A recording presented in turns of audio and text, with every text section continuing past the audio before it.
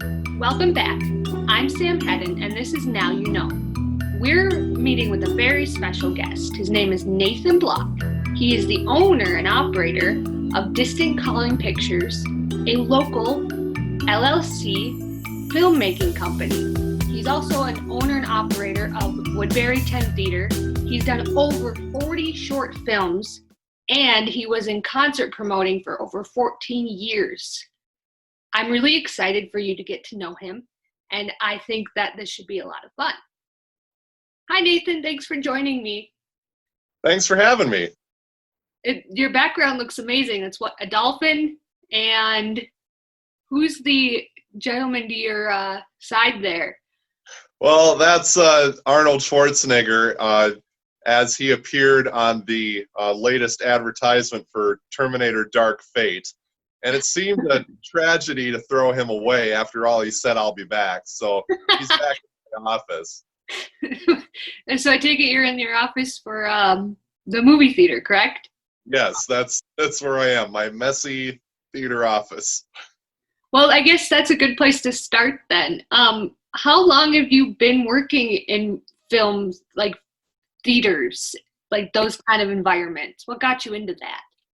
Well, that all kind of started in college. I was running a student union film organization that put on weekend movie showings, and that was on the campus of the University of Minnesota back in the early 90s. Yeah, I'm old.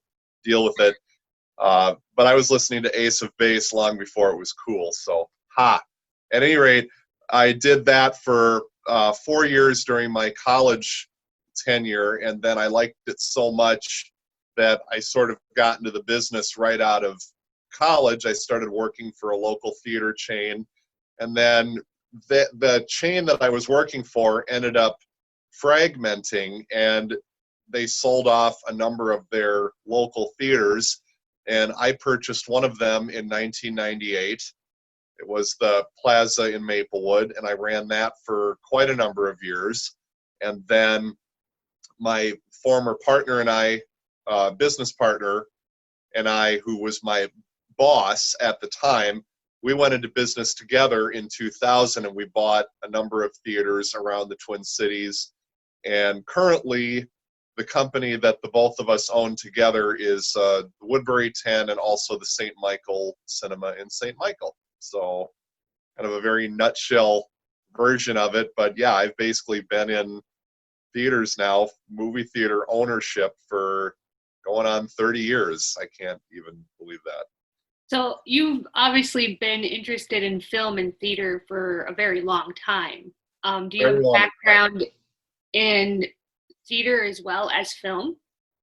Yeah, that was actually my degree. Is I got a degree in theater arts. I actually had a double. I got a double major in theater arts and film studies from the University of Minnesota. So I started out in theater. I did a little bit of acting. I did some direction for the stage and did a lot of theater work.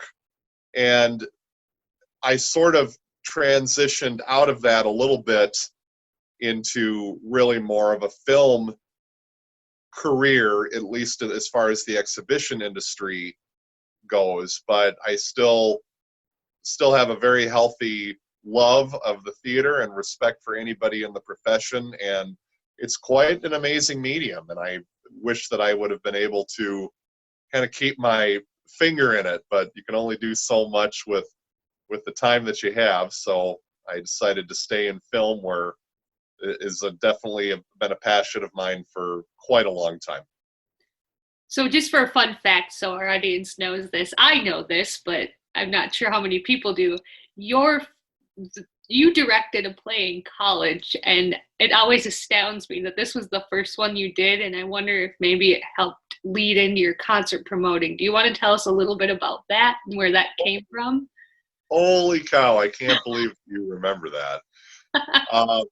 Well, I mean, it's just one of those silly exercises that you end up doing as a part of whatever class you're in. But the very first play that I ever directed was, we were assigned for our introduction to stage direction class which changed my life, by the way, I might add, along with my first acting class ever, but that's another story. At any rate, my introduction to stage class, our final project was we had to put on a play based on the lyrics to a song.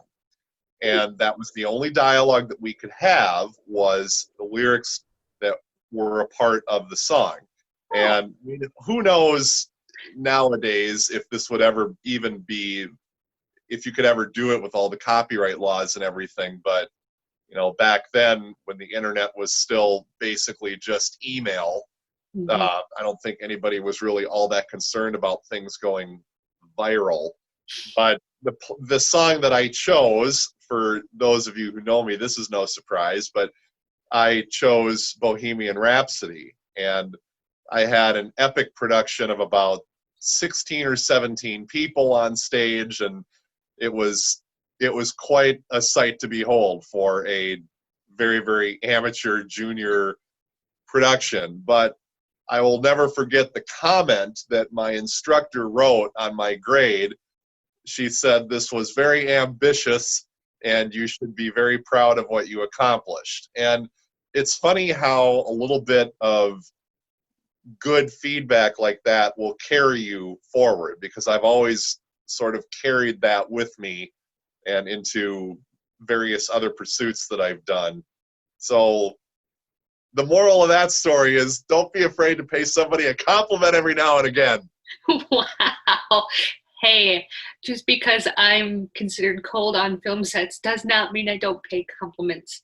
No, it's definitely not to you. That's to the viewing audience in general. I think. Oh, don't worry. I'm looped in that audience category just fine. So somewhere between theater and film, you did concert promoting for 14 years. Can you tell us a little bit about that? Well, I just can never seem to sit still for very long. And so I believe it was 2002, I met an individual quite by happenstance. He came into my theater one day, and he was wearing a concert shirt that I recognized, and we struck up a conversation. Well, as it turned out, the individual was Don Decker, who, for anybody in the metal community, you know exactly who he is. He was basically responsible largely for kickstarting the Minnesota metal scene as it is. And so he and I struck up a friendship, and he taught me the ins and outs of concert promotion. And I just kind of fell into it. The way I've done with a lot of things in my life, I just kind of fell into doing it.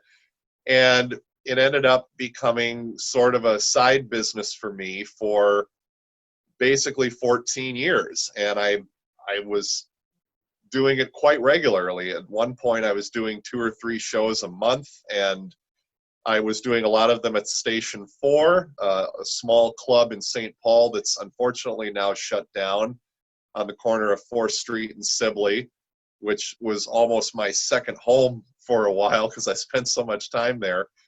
But concert promoting was really, really fun, but it's a really tough business to make money in. And so for anybody who does that for a living and is facing this pandemic right now, my hat is truly off to you, because it's not easy for these guys to take a year-long break. And I shudder to think what's going to happen in that industry. I know what my industry is facing, but I can only imagine what those guys are going through. So, well, I suppose now's a good time to ask then. I was going to wait, but since that came up anyways, with the pandemic, how is that affecting like what you do for a living? Because you operate Woodbury 10, you do films on the side, and so how has that affected you?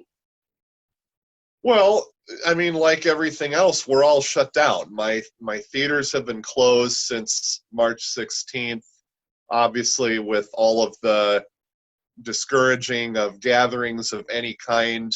I haven't made a movie recently. Nobody's gone to a concert. even though that's not my business anymore. That certainly is all done right now. So, I mean, yeah, I'm a non-essential worker.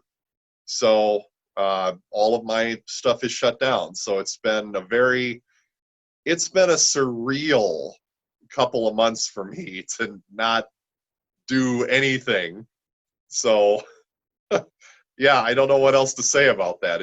I can't wait to get back to work, and I hope that we can get on top of this thing soon and get a vaccine and get back to business as usual. And I'm sure a lot of people feel that way too. It's tough.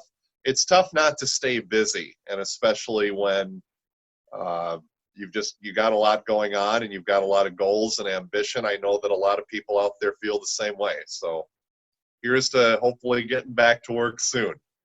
Well, that would be nice. Um, Speaking of film work, you have done over 40 short films. And what got you into filmmaking? Like, where did that even start? Obviously, you've obviously loved watching films for a very long time. So how did that transition into I'm going to make some films? Well, I've always had an interest in making movies. And it was the sort of thing where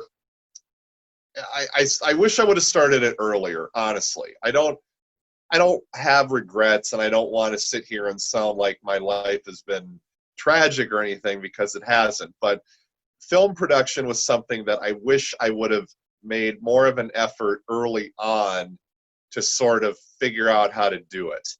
And when I got to the University of Minnesota, theater well, theater's always been big in Minnesota. Anybody in the community knows that. Minneapolis has always had a very vibrant theater scene, and obviously that's a very good thing.